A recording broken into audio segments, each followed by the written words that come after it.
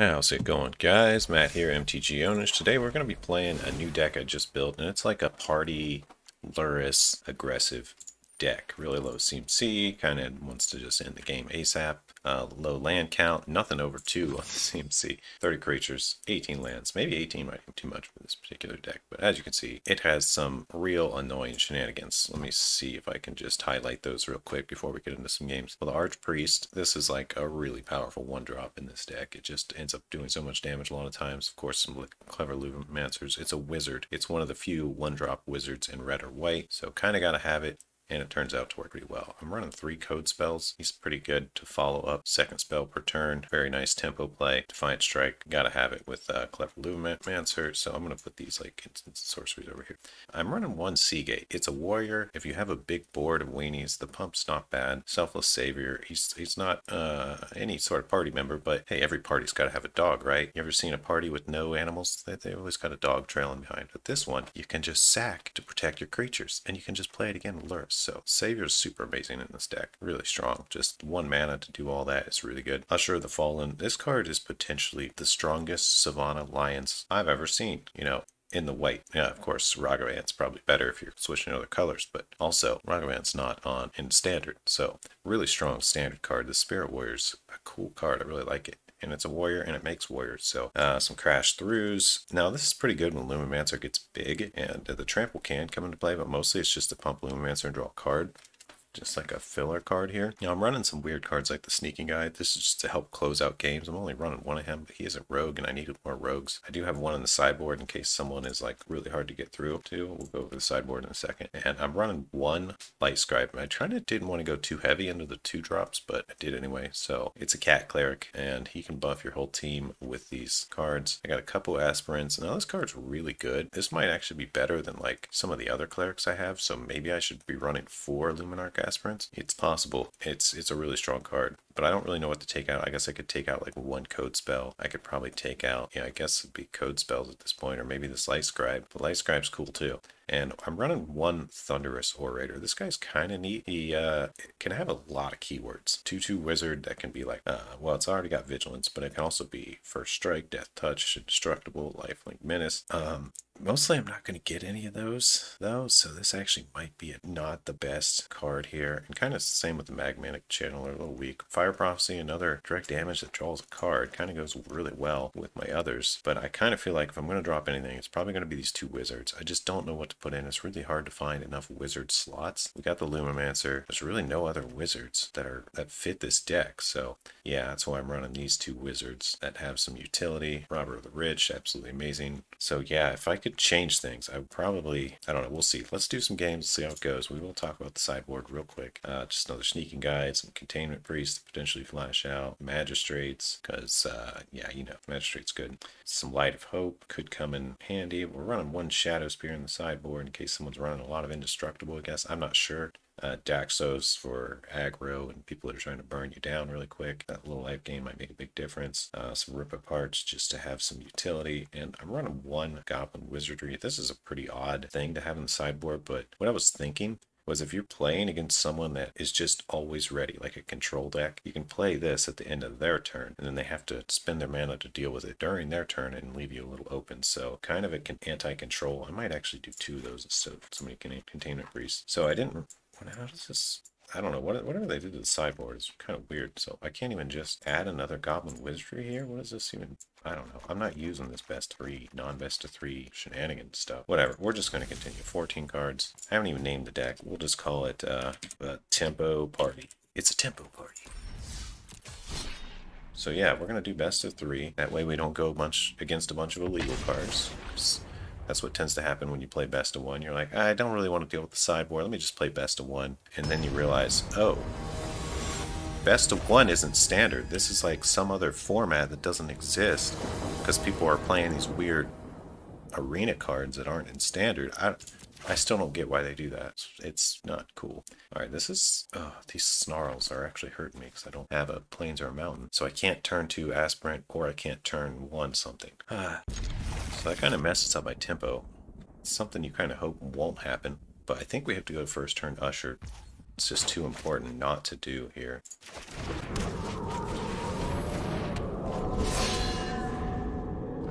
But it really messes up our second turn play, unfortunately. Because we gotta drop that. We'll send in the Usher. We'll draw a card. Maybe? Oh, I messed up big time. I should have played the Defiant Strike first, then I could have played this untapped and also played the Crash Through. Not that big of a deal.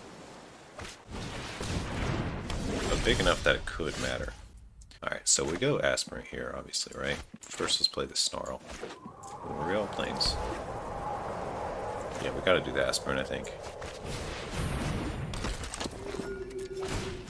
We'll just keep buffing this guy up. And we're gonna prep a Lumimancer for next turn. See, another thing about this Aspirant that's really good is you can make your Lumimancers useful. Like, they're potentially useless if you don't draw the right thing. Let's go ahead and get this going, see if we get anything to follow up. Ooh, the Archpriest. Wait a second, we got Warrior, Cleric, Wizard. We need a Rogue. If we had a Rogue, this would be GG right here. Since we don't, yeah, we're gonna buff the Lumimancer. Yeah. Now, the odds of him having a board wipe are pretty low. So we are going to do some flooding. Hope I top deck a Rogue here. Top decking a Rogue would be the dream. And he grabs his companion, plays the Carrier Tape, says GG. Yeah, alright. I mean, I actually can't really kill him, I don't think. Yeah, we're going to buff this Aspirant so it doesn't just die to the Carrier Tape trade. But I think we got it here. He blocks the biggest one. He still takes 7. Yeah, it's over. Alright, now he's going to sideboard in some stuff, which we can also do. Let's think about this. What do we need? Well, he's got his companion is going to be shut down by Magistrate and Containment Priest. So maybe we drop these, put in these 2 wizards. So yeah, drop the Trailer, drop the Orator, put in the 2 Magistrates, and now we want some Containment Priests. So let's take out 1 code spell. What else is taken out here? I probably want to keep the Guide, 1 Containment Priest. I think that's good, just 1, because we still got the 2 Magistrates, and he doesn't seem to have much removal. I really like having code spells. He's a really strong tempo play. We could potentially run Light of Hope. That might actually be good. Maybe I'll drop 1 more code spell for Light of Hope. Risky, but could, yeah, let's just go with it. It's fine. I'm not sure if taking out the code spells is the best. I mean, he's just such a solid tempo play sometimes. So in our downtime, we'll just talk a little. I'm still releasing videos every Saturday and every Wednesday. So if you could subscribe and get notified about those, that would mean a lot to me. Trying to keep this channel growing and increasing. I plan on making Magic content for a long time. I'm somebody that knows the game pretty well. Been playing for a lot of years. I used to play in tournaments, so I tend to, maybe, I'm not going to promise I have the best insights, but I feel like my insights are decent. Maybe decent enough for you to subscribe. And I could probably teach any advanced topics on the game. Let's see, what do we want to play here? I kind of feel like the Usher, but the Archpriest might actually be better here. Yeah, let's go with the Archpriest. Or the Lumimancer. Hold on, I'm thinking. I'm sorry, opponent. I know. No, we're going to get this guy. Not sure which is better. They're both going to do 2 damage next turn, unless handled. Alright, see, this is where the Light of Hope actually comes in. Because we could do a shifty trade. Yeah, let's go ahead and swing. See what he does here. He takes it. If he takes it, I'm going to kill that thing so he doesn't potentially get a good 4-drop. Like, he's probably running Questing Beast. And I don't want to see a Questing Beast next turn. Alright, let's put down, I think actually this Light of Hope. Yeah. Not bad.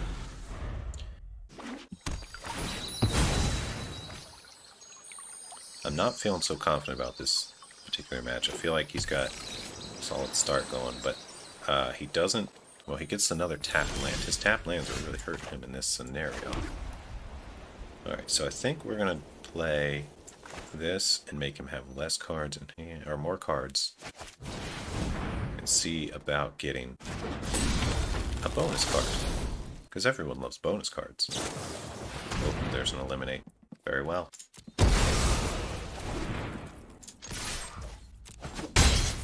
Okay, we are going to drop this Lumimancer. Yeah, he's got decent answers here. Oh, okay, you can see my planes. Oops, all planes. Okay, so I guess we hang on to one land in case he plays another one of those. But at this point, I think we just swing with the Lumimancer here. I wish this Usher had first strike or something. That would make a big difference. Another land. Uh-oh, this is getting bad. I feel like the play here is actually to... Well, we want to play land. We want to play the Archpriest. Yeah, let's just do it. So I want to be able to get Lurrus pretty soon here. And get that rogue back. Let's see about closing this out. It's not looking the best for us. Let's play the dog. And let's swing with everything. Well, everything we can. Now he's probably going to block the Usher. That's okay. We'll sack the dog to it. Get the trade going. He does have 4 mana next turn. We'll hang on to this in case he plays another discard shenanigan thing. Okay, this brings him up to 5 mana. He could play big scary stuff like Gargadon, which he's probably not running, or Pond. Interesting. Whenever you cast a spell, make a copy of it. Okay, if he targets his creatures, he gets copies of them. Alright, I think what we do here is we play Lurrus. We play a land. This side's fine. Play the Robber. We get the full party bonus. And we're going to give it to the Archpriest. It's the most damage. And send.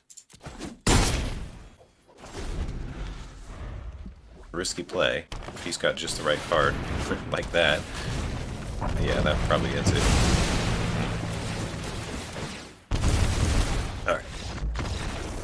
Massacre Worms. You know, see, the thing is, we should be killing our opponent before they get to 6 mana. That was kind of a... I'm not sure where I went wrong there. Maybe I should have held on to the... What was it? The Light of Hope. I feel like I should have held on to the Light of Hope because I could have won with Combat Trick and had a little bit more damage. And had more pressure on that last turn I had. A little tricky to get right there. Let's see. He's playing a lot of early game creatures that need killed. So maybe Rip Apart's a good play here. I wouldn't mind having more removal. Okay, let's get rid of the Light of Hope. Let's get rid of maybe 1 Fire Prophecy and maybe even the Seagate Banneret. Nah, we'll keep it. Kind of tricky to pick the right card. I just want to put in a couple Rip Parts here. Fire Prophecy and Rip Apart almost do the same thing. I think we're going to drop a Temple and just put this Fire Prophecy back in. I wouldn't mind having more code spells either. Yeah, we're going to go with this. This is fine.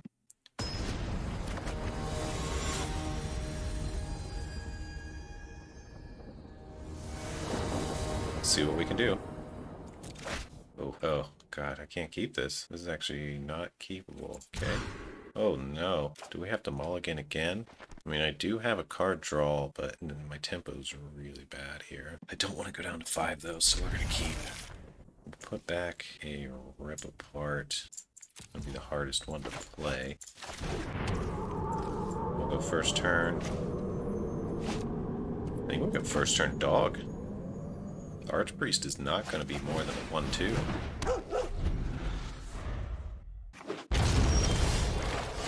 Oh, top deck land. That's actually pretty good for us.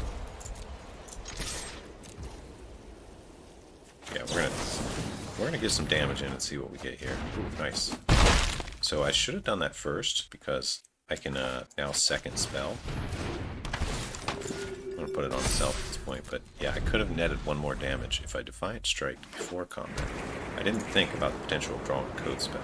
It wasn't on my mind there. Alright, so I think we just swing here. I think we play this Archpriest. Still a small boy, but if I can draw some red mana, it won't be so small. Okay, carry Tid.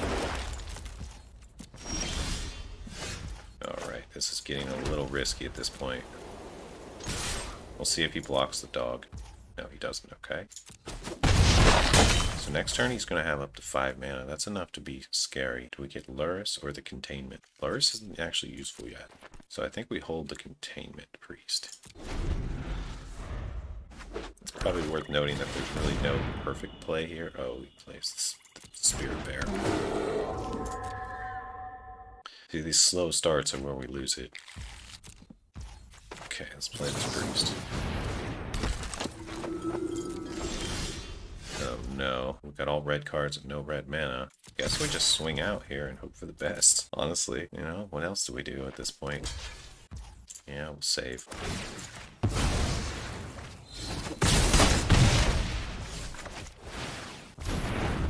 It's not looking good for us, though. No red mana hurts.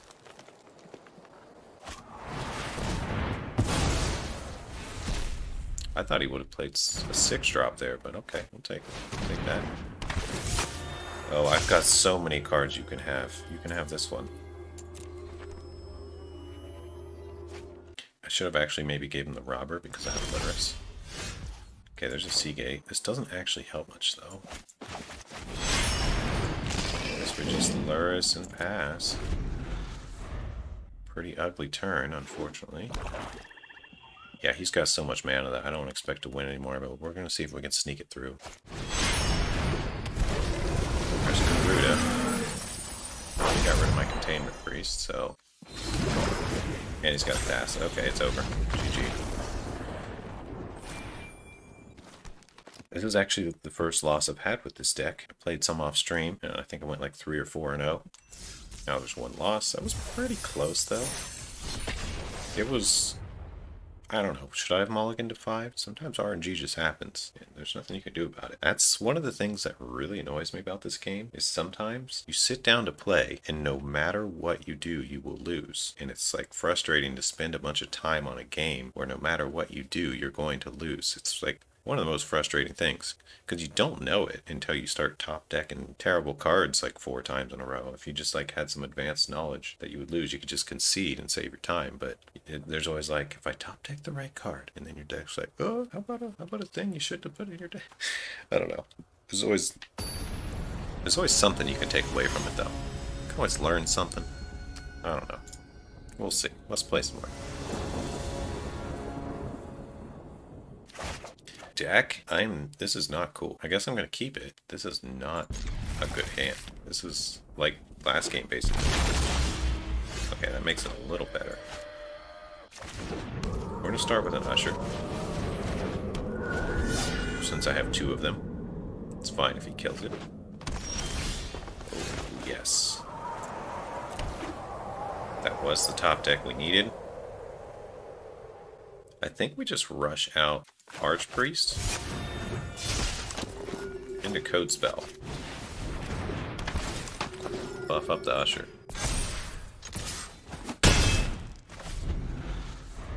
This makes our next turn really aggressive. Hopefully he's not main decking Leaning Hate. People seem to do that a lot.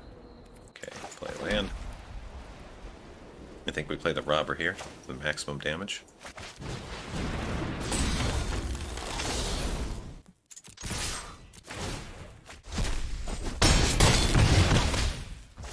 And it's looking real good. Now, is he running main deck Hate, where he's going to wipe my board next turn? It's possible.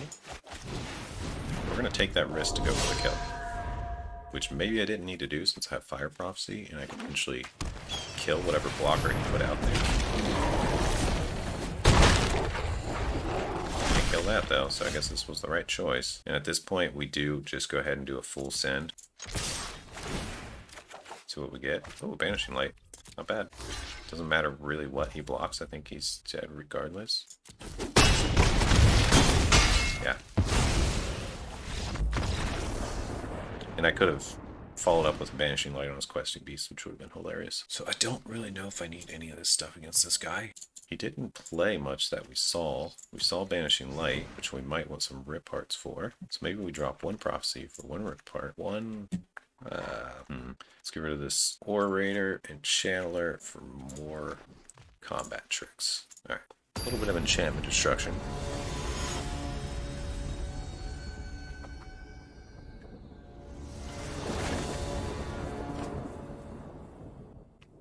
Not bad. This is way better than all my previous hands, my first 2 previous hands. So we'll take it. I think we start Usher again here.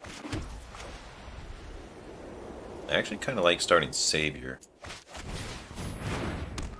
This is fine,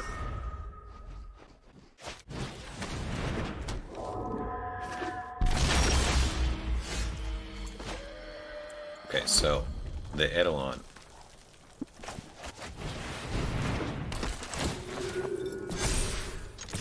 Eidolon is really strong. If he's got follow-up stuff to kill my creatures with enchantment, I can't think of the names of them, but there's a bunch, like Deadweight. That's really, really bad for me. That's uh-oh for me. At least I have this Luminar. And it doesn't look like he has a second Deadweight, because he would put it on this Luminar real quick.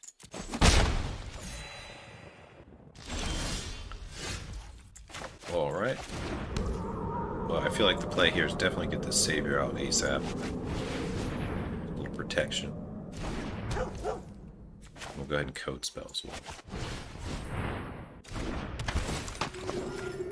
We're just going to buff this Aspirant as much as we can this turn. Hopefully get it out of kill range of any of these enchantments. So he might have that 2-drop, -3/-3 enchantment. That would be really bad for us. Probably worst case scenario. But we'll see. Eidolon is really a monkey wrench. I think this is one of those cards that it's really strong. It's a 1-drop that draws you cards if you're running auras. And it has lifelink on top of all that. It's a good 1-drop. It's a very interesting card. What is it? It's just a spirit? Okay. Doesn't really matter. I'm just curious. Now he is thinking, so we've got him in some kind of situation that's not the best for him. Oh no. This is one of the worst case scenarios. We do need a Deadweight. We can sack this. Get this guy indestructible. That way we can block his attack. Then it stops him from drawing a card too. So he's main decking who knows how many Lurises. Okay, land. We didn't need you. These Lumimancers are dead cards unless we draw something we need. They are wizards though, which could matter.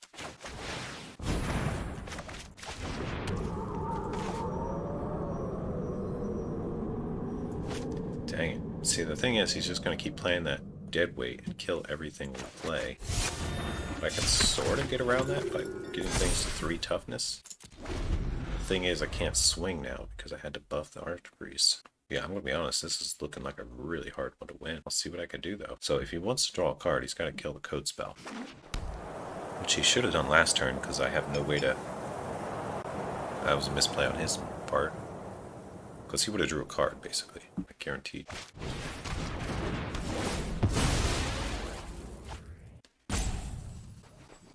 He's definitely struggling to figure out his next play. Yeah, questing Fee Stones. That will end a game. Oh, so will this, though. Okay, we have to get all of these 3. Because without it, can't do anything. It'll just die. If I play the Lumimancer, it'll just die. Not my favorite spot here to be in, but we'll make do. I feel like these Aspirants are kind of the ticket. I really should probably be running 4 of these. They're just so strong. And they're like one of the only things that can level the playing field against decks with big creatures into the late game. They're not bad early, too, because you can still get 2/2 for 2.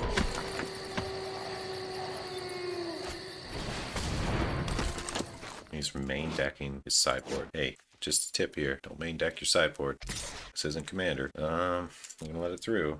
I mean, maybe he wants it for the activation, but I don't have anything that deals anything counter, so he should have sided those out if he had a main deck. Or maybe he sided them in, thinking he needs them. I don't know. I'm a little confused at his deck now, but it's clearly beating me. Alright, let's play this.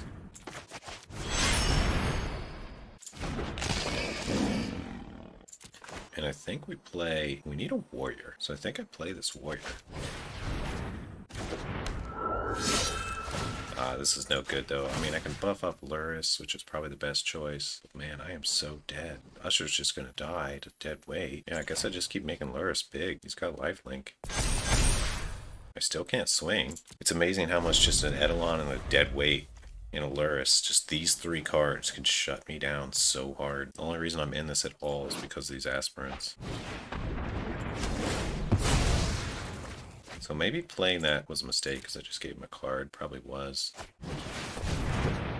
But for real, I'm in a spot where I can't win anyway. It's really bad. Oh, he didn't attack. He didn't attack. So you're telling me there's a chance? What do I do here? It's got... Oh, this is an enchantment. I can destroy it. I can shut off his card draw. Yeah, that's going to be the thing to do here. So we're going to play Lumimancer. And then I think we play Code Spell here and get a bonus. A little bonus token. Put it on Luris. Play land. Go to attacks. We'll buff up this guy and this guy. A couple 4/4s. We'll bluff Luris. It's fine. I don't think I'm going to attack yet. I don't have evasion. I kind of feel like I played this other Lumimancer, but if he kills Code Spell, I can get more counters by playing it again. So, but to do that, I have to have it be my second spell. So I kind of want to keep something in my hand to proc that. Alright, very good. This is where we go. Destroy target enchantment. Kill the Eidolon so we can't draw. Profit.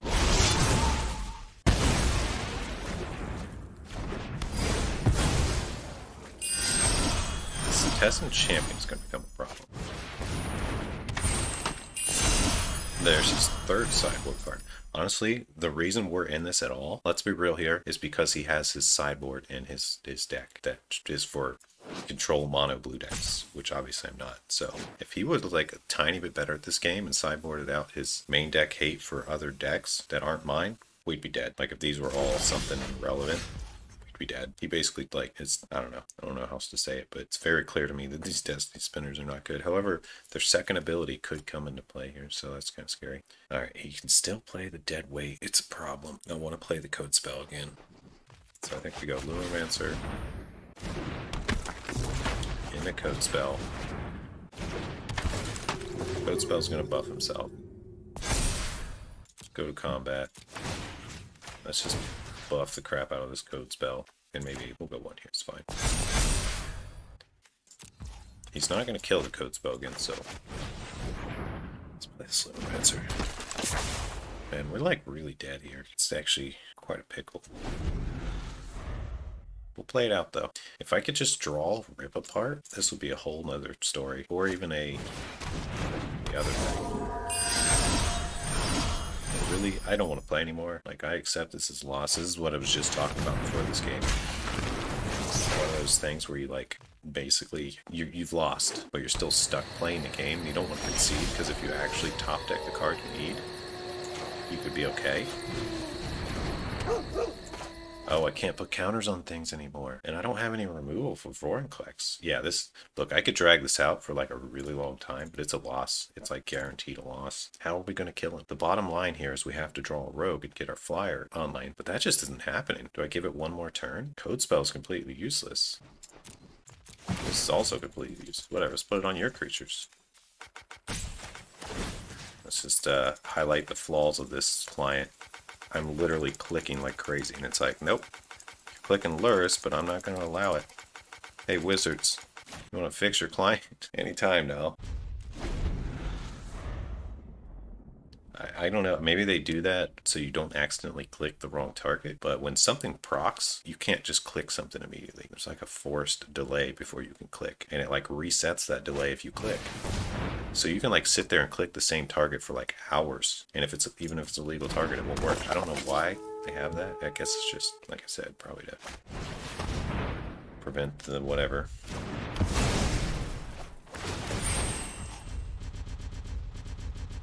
Yes, I get it.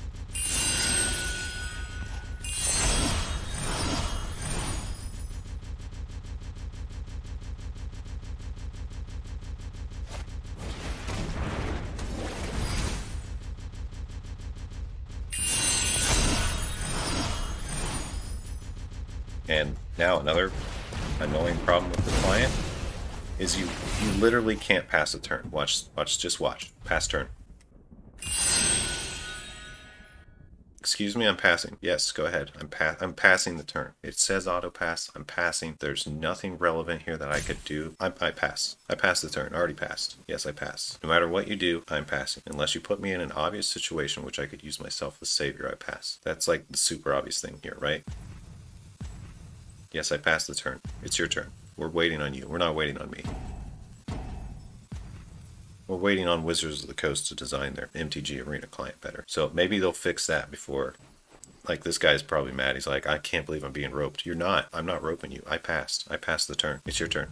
Go ahead. I pass. Wizards, I passed the turn. Why isn't it passing? Is that literally the only way I can pass this turn is to run out the timer? That's crazy. It's like, if you want to pass, if you want to auto pass, you must use all your timeouts. Why is that? Makes no sense. The other option is I literally have to spam click this button.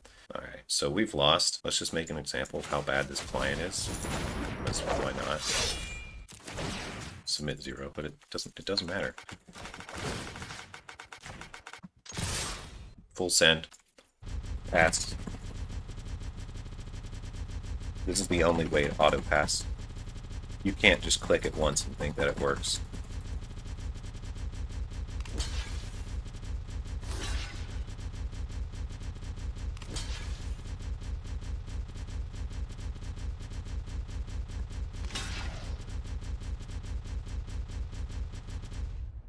Okay, maybe if I get my mouse right over this, pick up my mouse so it doesn't move, I can just spam click this all day.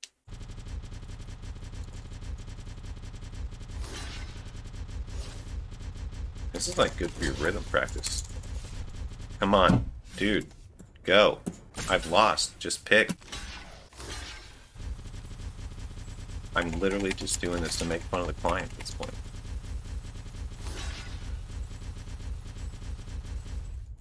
Oh no, hard locked. Okay, we'll run out the timer. Is it going to run out the timer on this? I'm good with that. If that's the only way to pass through this. Wait a minute, the timer doesn't go while you're choosing to order blockers? Did we just find another flaw in the client? Another just absolutely game-breaking flaw? Oh my goodness. So wait, I can just sit here endlessly until he concedes? Great design. Great design. Client's been out for 3 years, they haven't noticed. It's pretty funny. I'm actually going to test this. I know it's like super annoying to my opponent, but I just want to test it because this is like a major flaw. If they literally just let you sit here like all day for hours and hours, yeah, screw it. I'm walking away. I'm going to go like get some breakfast or something. I'll probably have to cut this now because it's going to be so long, but eventually he's going to concede, right? He's not just going to sit here forever, is he? I'm getting reported after this. I'm so getting reported. All right, I'm walking away.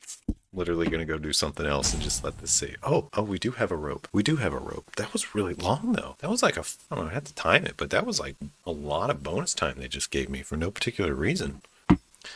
All right, let's just see what happens. I've never roped this order blockers before, so I'm just curious at this point. We're committed. We're committed to highlighting how bad this client is. Not that it's an excuse for why I lost. Let's see, pass turn. Let's see if it actually lets us pass. It does. It is actually letting us pass the turn. Granted, we don't have any abilities or anything, but like honestly, what ruins this client is these little creatures that have an ability. Because it's just like, oh, our opponent did something. You want to do something? Just, you know, our opponent did some irrelevant thing. You sure you don't want to sack your selfless savior? They really need to program some kind of logic into these cards for the pass. What the heck is this? What is this graphic over here? Man, I am just seeing every flaw. What is this? Weird, they got their textures messed up. Funny looking. Alright, so we clearly need more rip aparts. We need Fire Prophecy. Shadow Spear could be okay. Don't really need it though. Yeah, I guess we'll bring in Light of Hope too. Fire Prophecy. What else is relevant here? Orator might be good for the flying. Sneaking Guide for the getting through. Code Spell's not that great. We need more Luminarch Aspirants, but we're not going to get them. Let's drop some lands. Dropping lands is probably a bad idea, but oh well. Now we'll lose one of those guys. We'll lose Seagate. Alright, that's good enough. So yeah, I think going forward, I'm definitely going to play 4 Luminarch packs, Aspirants. That was the only card that even gave me a chance there.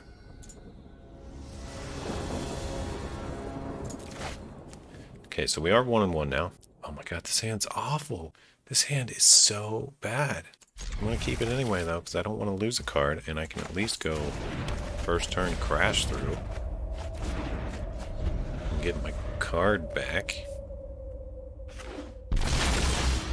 Okay, and then this turn we can go... Oh no, we can't even do it. Like, I have a code spell, but it's useless. Oh my gosh, I cannot believe how bad this hand is. Alright, we're going to pass. We're going to let him play stuff and just kill it. Or not. Maybe he's just sitting on removal and doesn't want to show it yet. And without the right color mana, I can't even... We're going to do this. We're going to see if we can get a turn next up and do some damage here. We might just have removal though. Oh, we might just have removal though.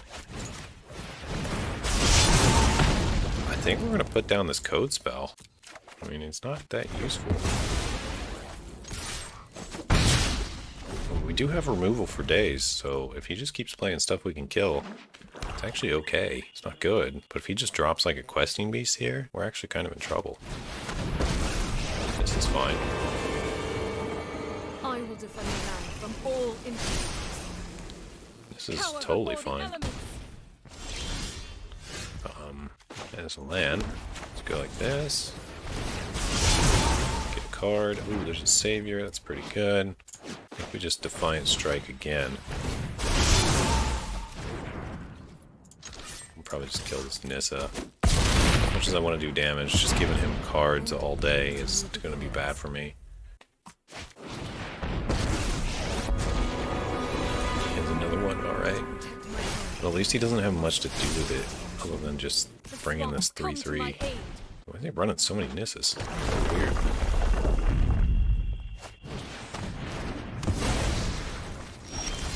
Okay, well that hurts. He can use the -5. What does this do? He's going to put Cetessin back in. I can't handle Cetessin, so I kind of need to do some damage here. So yeah, I think we just go 3 damage. Really can't do his big activation. And we'll go Usher. Now if he has Luris, it's just over. If he has Luris in hand, it is actually over. But this is not the worst. I mean, we're whittling down his hand. Okay, there's Daedalon. Come on, target my savior. Please target my savior. It's possible that he's in a bad situation here because he's not doing what I kind of expected. 2 cards left in hand. I'm shutting off his Nissas. He's got a Banishing Light. That's not that bad. It's going to target the Usher. Okay. Banishing Light doesn't work with Hateful Daedalon, obviously, right? Doesn't really do anything. So, it's a strong removal spell, though.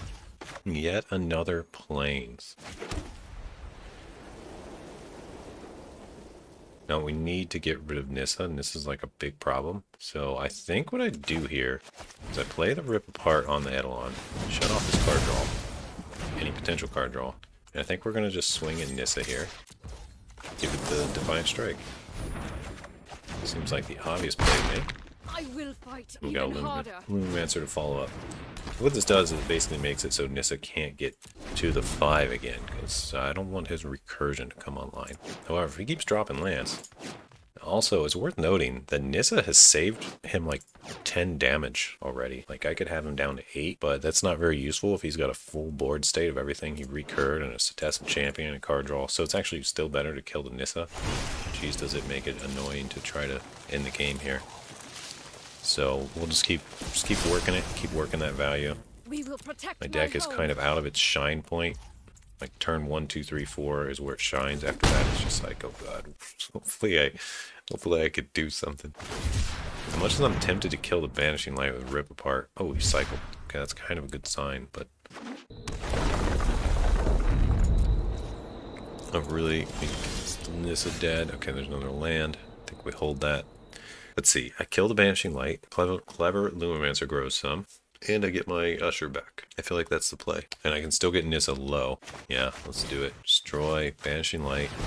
Lumimancer grows. Get my Usher back. Do a big swing on Nissa here. Get her down to 2. I will never Never Let's give get up. Luris into hand. And I'm going to hold this one land in case I need to discard it. But starting to reoccur my stuff. Oh god, there we go. There's a meanie. And that's a pretty big damper in the plans because it can block so well. And it puts me on an extreme clock. I basically die next turn. The land will Unless I find devour answers to you. all that. So, not looking good. Not looking good. Can't imagine how I could find answers to all that. So this mid-range questing beast value deck is probably like my hardest matchup, I'm guessing. Okay, that actually helps a lot. We're going to play Luris.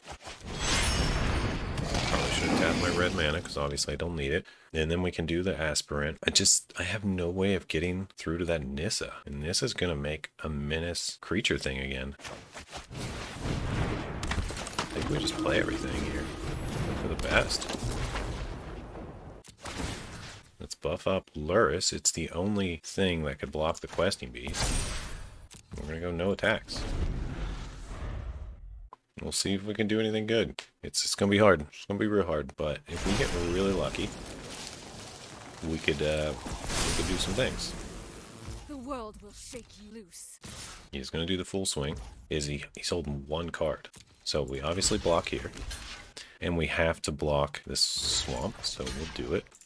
Like so. Go to damage. See if he's got a trick here. He's got some trampoline trick. It's over. Sack the Savior. Save Luris. Our strongest play. We gain some life. Oh my goodness. This just got actually kind of good. So we're going to play the Robber. Naturally. We have 0 cards in hand. He has 1. We'll buff up Luris again. I should have played the Savior before combat in case he has a trick. It's kind of risky. We'll go Luris at Nissa. That one was there. And we'll go the Usher as well. The thing is, if he's holding a questing beast, we die. No, we don't. We got life. Dark time. Okay, let's play the Savior.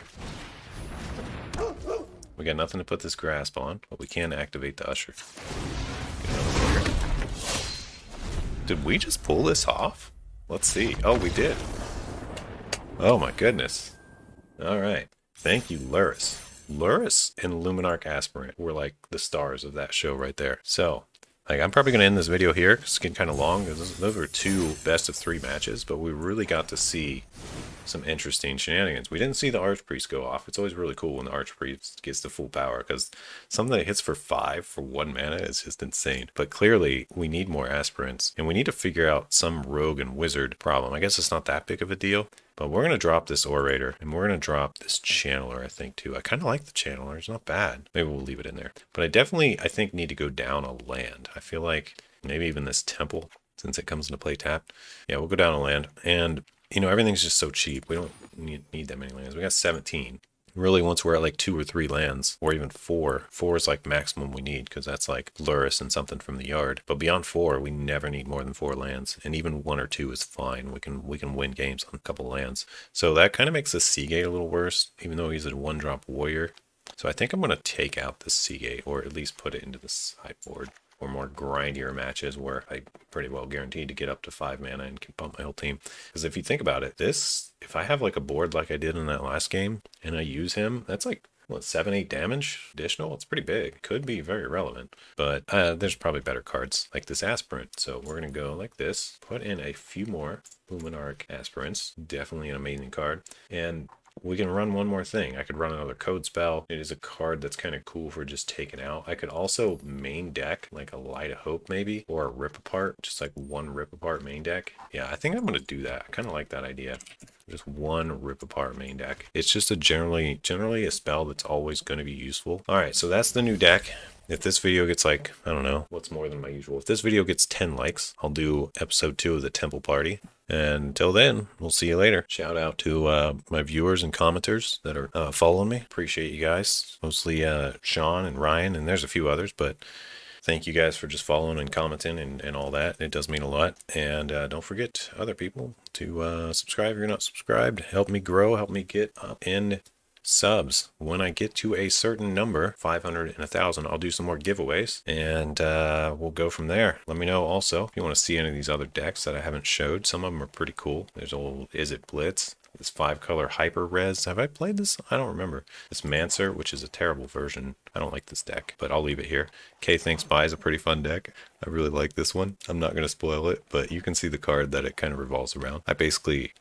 Well, I'll give you this spoiler. It's all about exiling your opponent's board all day, and it's probably pretty frustrating to deal with. It's like discard and exile. So you discard... okay. I'll talk about it if people want to see it. But yeah, I have a lot of decks that I really like playing.